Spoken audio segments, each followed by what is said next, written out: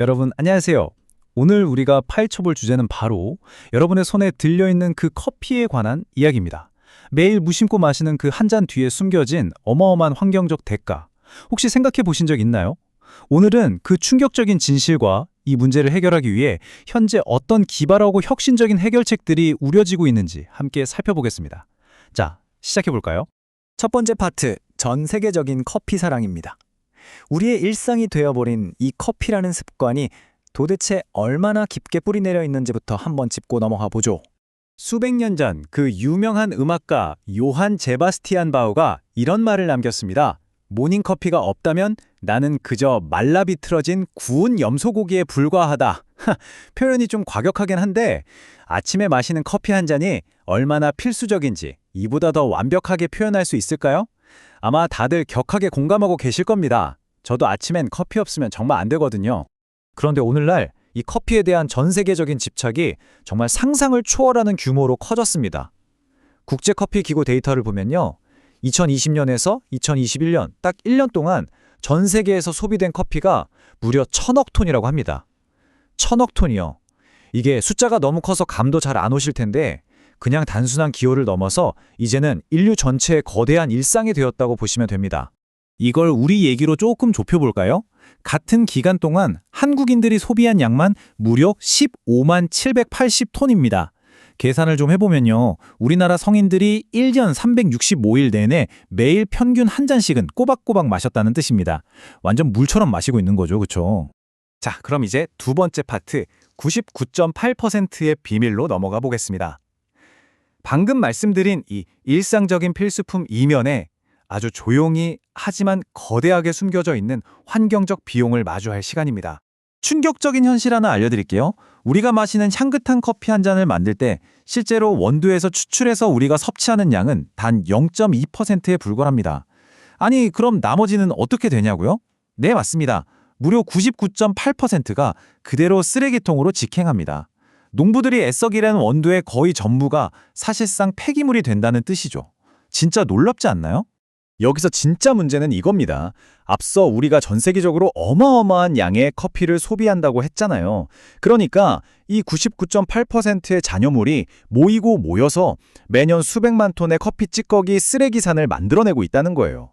우리가 무심코 마시는 한 잔이 모여서 지구 한편에 거대한 쓰레기장을 만들고 있는 셈이죠.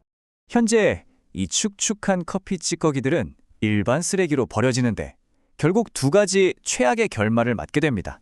땅에 묻히거나 불태워지거나요. 매립지에 묻히면 썩으면서 이산화탄소보다 25배나 강력한 메탄가스를 내뿜고요. 소각장에서 태우면 1톤당 338kg의 이산화탄소를 공기중으로 뿜어냅니다. 그냥 부피만 차지하는 게 아니라 기후 변화를 직접적으로 가속화시키는 주범이 되는 겁니다. 근데 이게 정말 아까운 이유가 뭔지 아세요? 그냥 버려지는 이 찌꺼기 안에 사실은 식물과 토양에 엄청나게 좋은 질소, 인, 칼륨 같은 유기 화합물과 미네랄이 가득 들어있거든요. 그냥 썼다 버리는 이 1차원적인 구조 속에서 이 귀중한 영양분들이 그냥 불타 없어지거나 땅속 오염물질로 변해버리고 있다는 겁니다. 완전 보물을 쓰레기로 만들고 있는 거죠. 하지만 여러분, 너무 좌절하진 마세요. 세 번째 파트, 순환 경제의 도입입니다.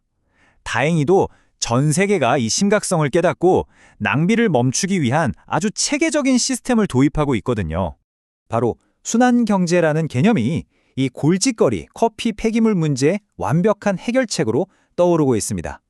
쉽게 말해서 한 번 쓰고 버리는 게 아니라 자원을 우리 시스템 안에 최대한 오래 잡아두면서 쓰레기와 환경 파괴를 확 줄이는 모델입니다.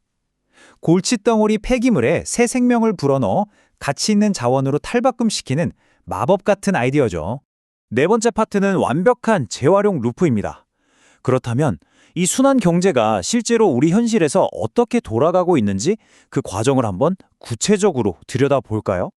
자, 머릿속으로 한번 그려보세요. 커피숍에서 그동안 버리던 찌꺼기를 따로 모읍니다. 그럼 가공업체가 가져가서 깨끗하게 말리고 불순물을 빼서 아주 질 좋은 유기농 비료를 만들어요. 친환경 농부들은 이 질소 뿜뿜하는 비료로 건강한 농작물을 키웁니다. 그리고 여기서 끝이 아니에요. 수확한 농작물로 쌀과자나 고구마 말랭이 같은 간식을 만들어서 맨 처음 찌꺼기를 배출했던 바로 그 커피숍에서 손님들에게 팝니다. 어떠세요? 쓰레기통으로 갈 뻔했던 게 돌고 돌아서 우리 입으로 다시 들어오는 진짜 완벽하게 아름다운 상생의 루프 아닌가요? 마지막 5번째, 지속 가능한 미래 우려내기입니다.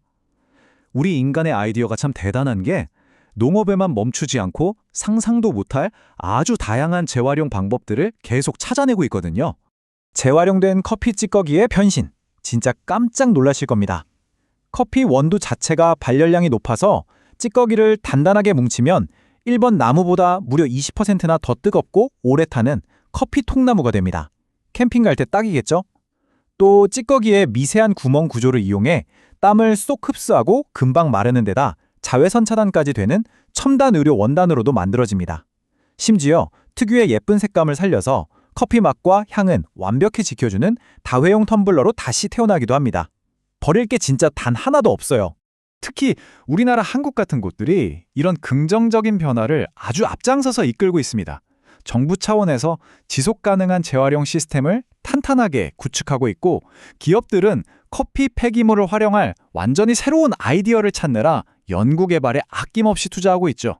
이런 정부와 기업의 환상적인 콜라보가 환경도 살리고 새로운 가치도 만들어내는 든든한 밑거름이 되고 있습니다.